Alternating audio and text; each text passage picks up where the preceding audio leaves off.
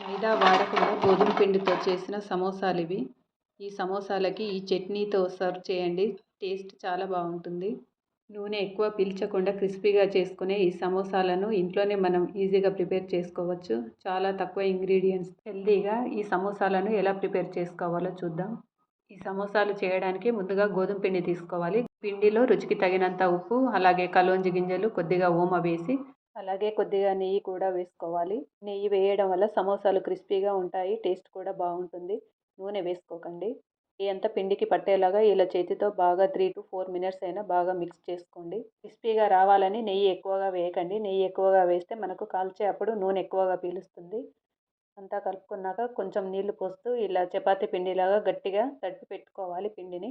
ఇలా ఒక half an hour అయినా పిండిని తడిపి పక్కన పెట్టేసుకోండి. ఈ పిండి మనకి నానేలోపు మనం మిగిలిన ప్రాసెస్ చూద్దాం. సమోసాలకి స్టఫింగ్ని ప్రిపేర్ చేసుకుందాం. ఇప్పుడు బఠానీల సీజన్ కదా, నేను బఠానీ వేసి చేశాను. మీకు నచ్చిన వెజిటేబుల్స్ వేసి చేసుకోండి. కడాయిలో నూనె వేసి, నూనె వేడెక్కాక పల్లీలు వేసి, పల్లీలు వేగాక సోంపు, కలోంజి, మెంతులు, ఆవాలు, జీలకర్ర ఈ 5 వేసి నూనెలో మెల్లిగా స్లో ఫ్లేమ్లో వేయించుకోవాలి. మంచి స్మెల్ వచ్చే వరకు ఇలా వేపుతూ ఉండాలి. మసాలాలు ఎక్కడ కూడా మాడకుండా వేయించుకోవాలి. ఇవి వేగాక ఇప్పుడు దంచి పెట్టుకున్న ధనియాలను వేయండి. ఈ ధనియాలను దంచి వేయండి. ధనియాలను కూడా నూనెలో కొద్దిసేపు వేయించుకున్నాక ఇప్పుడు దంచి పెట్టుకున్న అల్లం పచ్చిమిర్చి పేస్ట్ను కూడా వేసి, ఇది కూడా పచ్చివాసన పోయే వరకు 1 నిమిషం పాటు నూనెలో వేయించుకోవాలి. ఇలా వేయించుకున్నాక దీంట్లో ఉడకబెట్టుకున్న స్వీట్ కార్న్, పచ్చి బఠానీ కూడా వేసి, ఇందులో వేసిన మసాలాలన్నీ ఈ బఠానీ స్వీట్ కార్న్కి పట్టేలాగా వీటిని కూడా కొద్దిసేపు వేయించుకోవాలి. ఇలా వేయించుకున్నాక ఇందులో పసుపు, ఉప్పు, కారము మీ రుచికి తగినట్టు వేసుకోండి. ఇవన్నీ వేసేసుకొని కొంచెం ఇంగువ కూడా వేసుకోండి. ఇంగువ వేసుకుంటే సమోసాల టేస్ట్ చాలా బాగుంటుంది. ఇవన్నీ వేసాక ఒకసారి ఇలా అంతా కలిపేసుకొని మసాలాలు మాడకుండా, అలాగే స్వీట్ కార్న్కి, బఠానీకి మసాలాలు పట్టేలాగా కొద్దిగా వాటర్ పోసి కొద్దిసేపు ఉడికించుకోవాలి. ఇవి ఇలా ఉడుకుతూ ఉంటే ఇందులో ఉడకబెట్టుకున్న ఆలుగడ్డను ఇలా చేతితో చిదిమి వేయాలి. చేతితోనే చిదిమి వేయండి. మీరు గ్రేటర్తో తురిమి వేయడం అలా చేయకండి. ఇక్కడ నేను ఆలుగడ్డ కొంచెమే వేశాను. మీకు ఆలుగడ్డలు ఎక్కువగా ఇష్టం ఉంటే ఆలుగడ్డలు ఎక్కువగా వేసుకోండి. తర్వాత కొద్దిగా ఆమ్చూర్ పొడి, కొద్దిగా గరం మసాలా వేసేసి, కొత్తిమీర వేసి అంతా ఒకసారి కలిసేలాగా బాగా మిక్స్ చేసుకొని దీన్ని పక్కన పెట్టేసుకోవాలి. ఇది చల్లారేలోపు మనం ఇందులో చట్నీ ప్రిపేర్ చేసుకుందాం.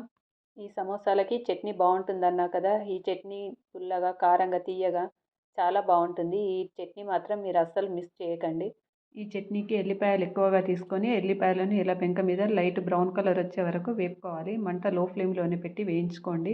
ఇలా వేపుకున్న వీటిని చల్లారాక మిక్సీ జార్లో తీసుకొని కొద్దిగా పచ్చిమిర్చి, కొంచెం అల్లం ముక్క వేసి, వేడి నీళ్ళలో ఈ ఎండుమిరపకాయలని గంట సేపు నానబెట్టుకున్నాను. ఈ ఎండుమిరపకాయలని కూడా వేసి, కొద్దిగా బెల్లము, కొద్దిగా ఉప్పు వేసి మిక్సీ పట్టుకోవాలి. ఇలా మిక్సీ పట్టుకున్నాక చింతపండు గుజ్జును కొంచెం కొంచెం పోస్తూ మళ్ళీ మిక్సీ పట్టుకోవాలి. నేను ఈ చింతపండు గుజ్జును కూడా ముందే నానబెట్టుకొని చికెన్ పేస్ట్ లాగా తీసి పెట్టుకున్నాను. మీకు మిక్సీ జార్ కాకుండా చిన్న రోలు ఉంటే ముందు రోట్లో మిరపకాయలు, ఎల్లిపాయలు వేసి అవి దంచాక కొద్ది కొద్దిగా చింతపండు గుజ్జును పోస్తూ రోట్లో రుబ్బుకుంటే పచ్చడి టేస్ట్ చాలా బాగుంటుంది. ఇలా జారుడుగా ఉండాలి మనకు పచ్చడి కన్సిస్టెన్సీ అనేది. ఇప్పుడు దీన్ని పక్కన పెట్టేసుకోవాలి. ఇప్పుడు సమోసాలను ప్రిపేర్ చేసుకుందాం. సమోసాలకు నేను కడాయి తీసుకొని నూనె పోసాను. ఈ నూనె వేడెక్కేలోపు మనం సమోసా షీట్స్ తయారు చేసుకుందాం. షీట్స్ తయారు చేసుకునే ముందు పిండిని మళ్ళొకసారి బాగా మిక్స్ చేసుకోవాలి. మిక్స్ చేసుకొని చిన్న చిన్న ఉండల్లాగా చేసేసుకొని పక్కన పెట్టేసుకొని ఇప్పుడు మనం షీట్స్ ప్రిపేర్ చేసుకోవాలి. ప్యూర్ గోధుమ పిండితో చేస్తే పిండిని కాస్త గట్టిగానే తడుపుకోవాలి. లేదంటే పిండి నానినాక ఇంకా లూజ్గా అవుతుంది. అందుకే కాస్త గట్టిగానే తడిపి పెట్టుకోవాలి. పిండిని ఇలా చిన్న చిన్న చపాతీలాగా లావుగా కాకుండా, సన్నగా కాకుండా బెలాయించుకోవాలి. ఈ సమోసాలు చేయడం చాలా ఈజీ. ఇలా మధ్యకు ఇలా కట్ చేసుకొని ఇక్కడ చూపిస్తున్న విధంగా ఇక్కడ ఇలా మడుచుకోండి. మీరు మైదా పిండితో చేస్తే మాత్రం చివర్లను కాస్త నీళ్లు అద్ది నీళ్ళతో చివర్లను మనం ప్రెస్ చేసుకోవాలి. కోన్ షేప్లో మనం ఇలా ఫోల్డ్ చేసుకున్నాక కొంచెం స్టఫింగ్ని ఎక్కువగా పెట్టకండి, కొంచెమే పెట్టండి. కొంచెమే పెట్టి లైట్గా ప్రెస్ చేయండి. లైట్గా ప్రెస్ చేశాక మనం చివర్లు ఎక్కడ అంటించామో దానికి ఆపోజిట్లో మనం ఇక్కడ చిన్నగా ఇలా మడతలాగా చేసి మళ్ళీ ఈ రెండింటిని కలిపేసి ఈ చివర్లు కూడా మొత్తం ప్రెస్ చేయాలి. చివర్లను మంచిగా ప్రెస్ చేయండి, లేదంటే మనం వేయించేటప్పుడు మొత్తం విచ్చుకుపోతుంది. అక్కడ మైదా పిండితో చేసేవాళ్ళు మాత్రం నీళ్ళతో ప్రెస్ చేయండి. నీళ్లు పెట్టేసి నీళ్ళతో గట్టిగా ఒత్తేస్తే మనకు అక్కడ స్టిక్ అయిపోతుంది. ఇక్కడ రెండో సమోసాను కూడా చూపిస్తున్నాను.